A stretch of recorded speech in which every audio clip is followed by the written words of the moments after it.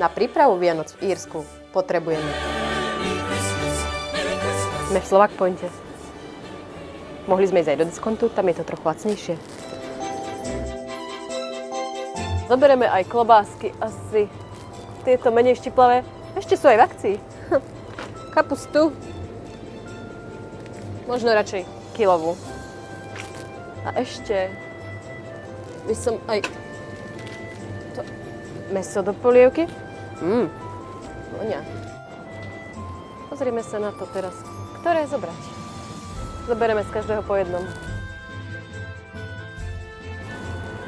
To je krásne. Aj nejaké salónky by sa nám zišli. Asi najskôr tradičné strieborné. Oblátky. Pozrieme sa koľko.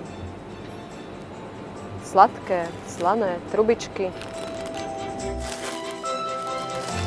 Vyzerá, že tu máme všetko.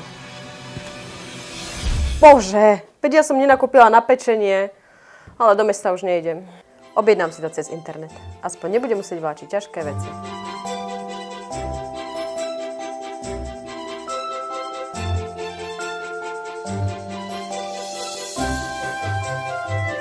Aha, už je tu?